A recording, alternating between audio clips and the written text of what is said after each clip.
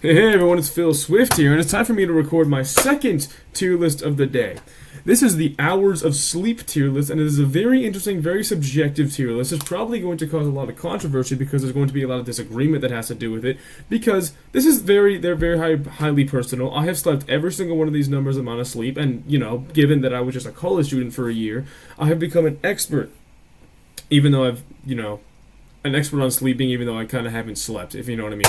I have become an expert on these levels of sleep, and I feel like I am qualified to rank them in a tier list. So, let's go. First up, we got 0. Let's go in order to start. The all-nighter. I have done, I believe, 3 or 4 all-nighters in my freshman year of college. It was always before my physics exams, or like when a final project was due and I had to edit a video for 8 hours overnight.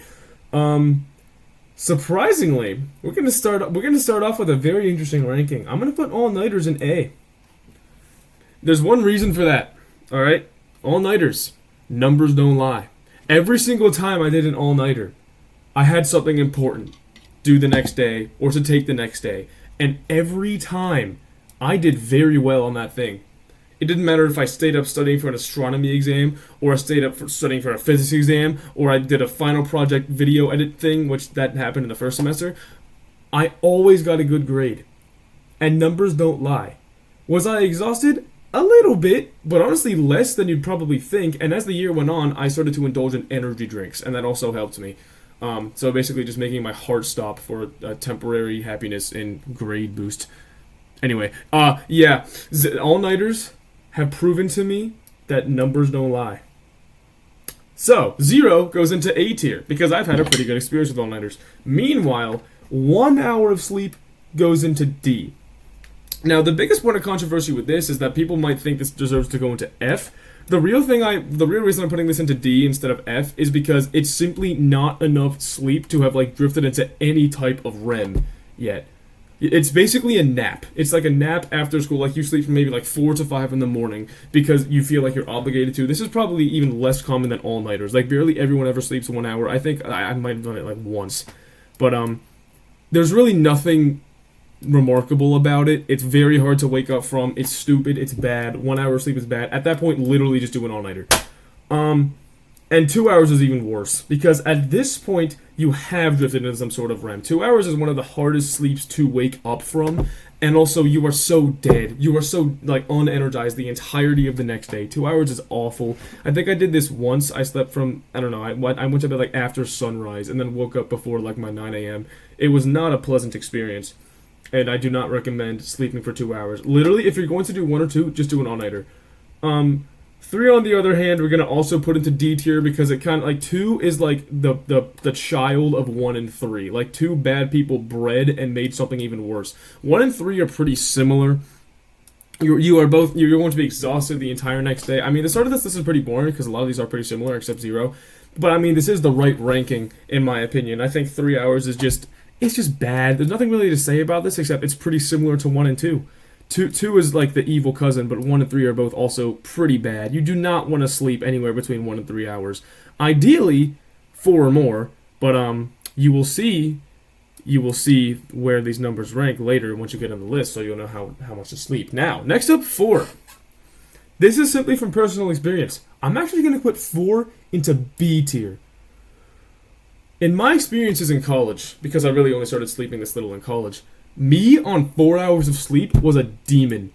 I'm not really sure why. It was something with my body, something with how my system works.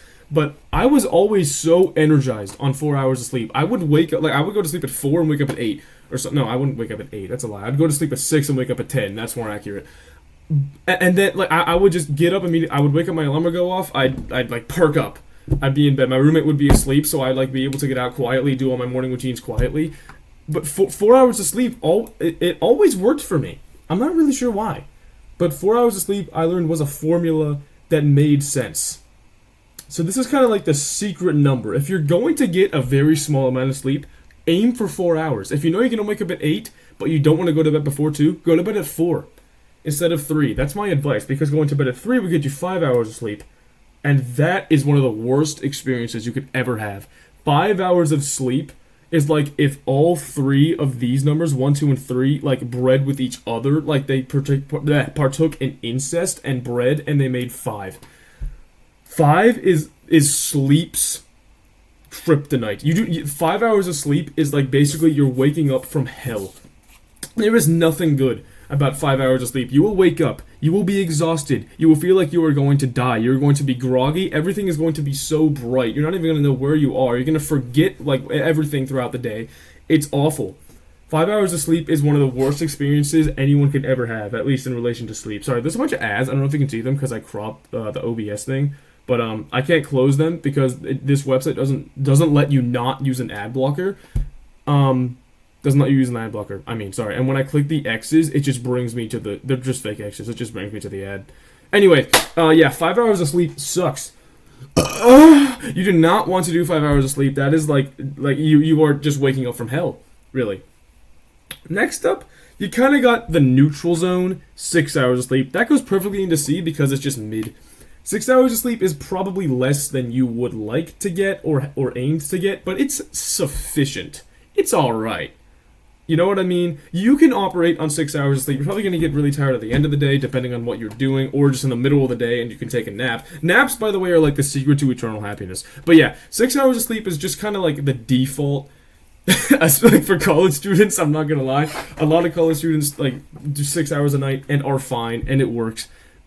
But like, I don't know. There's just something about 4, man. I just got to put it in B, but you don't want to get 5. 6 is all right. You can settle with 6, although it's not ideal. It's not anywhere near ideal.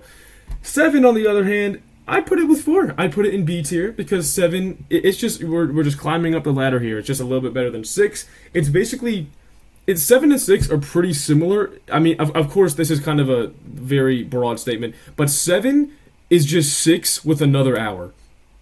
You know what I mean? I mean it like it literally is, but like it also just is. It's like this. It's exactly what you'd imagine 6 with another hour would be. Whereas 5 is not what you imagine 4 with another hour would be. But these two stack upon each other pretty well. 7 complements 6 and 6 complements 7. 7 is good. You would like to aim for 7. You know what I mean? But it has nothing on our next entry. 8 hours of sleep. Directly into S tier. 8 hours of sleep is peak. You cannot beat 8 hours of sleep. On a day in which you exercise a normal amount of energy from your body, I don't know if exercise is the right words to use there, but expel, I guess, a normal amount of energy from your body, you do normal exercises, you partake in regular activities, you go to bed, and 8 hours of sleep is exactly what you're aiming for. Let's say you go to bed at 2 in the morning, and you wake up at 10. That was what I aimed for like every night at college. Because I woke up at 10, because I had classes at 11. But 8 hours of sleep is like perfect in every way. You wake up, you're energized, you are happy. You can wake up pretty easily as long as you didn't stay up like 40 hours the day before. 8 hours of sleep is exactly what you should aim for, whether you're in high school, college, or in professional life. Of course, I'm a 19-year-old, I'm stupid, so I don't know why you would take my advice. But for me, 8 hours of sleep was perfect because you certainly didn't undersleep, but you also don't oversleep. You can ensure that you don't oversleep. And that's why I feel like 8 hours is perfect. 9 hours and 10 hours are also pretty the same. 9 hours and 10 hours are pretty similar to 6 and 7 because they just complement each other. 9 and 10 both belong in A tier because they're both solid. The only reason that I have them worse than 8 is because there's a chance you can oversleep with 9 or 10. Like, you'll wake up and you'll feel good, but then you'll realize you missed 4 classes because you woke up at 12 instead of waking up at 8 like you wanted to or something. But you will feel good. 9 and 10... They're good. They're exactly what you think they are. There's nothing really suspicious about them, and I really like 9 and 10 hours of sleep. I mean, the next number 11. Look, man, there's something about 11 hours of sleep. I just don't trust it. 11 is just such a weird number of hours of sleep to get. Like if you're gonna get 11, you might as well just get 12, or you might as well get 10, or 8. It depends on what you did the day before. But there's something about 11, like no one ever intends to get 11 hours of sleep. You never go to bed, let's say you want to wake up at 8, you never go to bed at 9. You go to bed at 10, you go to bed at 11. You never aim to get 11 hours of sleep. It always happens on accident. There's something suspicious about 11. I mean, sure, you feel fine when waking up. There's just something about 9 and 10 and 8 that just you feel better. But 11 is just like the eternal doom version of 8. But it's still alright. So I put it in C tier. And this 12, I couldn't find a good logo for 12 plus, but this 12 basically represents everything 12 and more. That gets put into S tier because that indicates that you needed sleep. If you wake up from a 12-hour sleep, you are going to feel better than you have ever felt in your entire life. That's why I feel something about 11 that's just not true. But with 12 or more, you just had the greatest sleep of your entire life. Like when I went to Japan, I was fucking up my sleep schedule on purpose the last couple of nights. Also, there was a 12-hour 13-hour actually time zone change.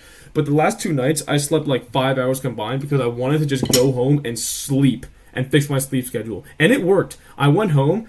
I got home at like 10. I went to bed at 11. I didn't wake up until 2 p.m. the next day. That was 15 hours of sleep. That was like the greatest sleep I've ever had. And it fixed my sleep schedule because I was intentionally fucking it up in Japan. Anyway, my point is, 12 hours of sleep, like this is a very rare occasion. This really happens. This only happens on weekends, really. But it's just peak. You needed that 12 hours. So yeah, let me know what you thought of my list. 8 hours of sleep is exactly what you should aim for. 12 hours of sleep just happens. Then those are the 2 S. You do not want to get anything really below B. I mean, you should aim for one of these numbers, in my opinion. This is what I learned. This is what I learned. This is my experience with after 1 year in college, learning about hours of sleep. And yeah, I hope you enjoyed this video. Oh wait, hold on. This is like out of frame. Was it out of frame the whole time? That would be unfortunate. I don't know. Hopefully not. Yeah. If it was, sorry. But no, wait, no, it's not. I'm lying. I'm seeing it wrong. Look at the OBS thing. Anyways, yeah. I hope you enjoyed this video. I don't know what I'm doing for the outro. I'm just gonna do nothing. I'm just gonna give up. Yeah, that's about it. See ya.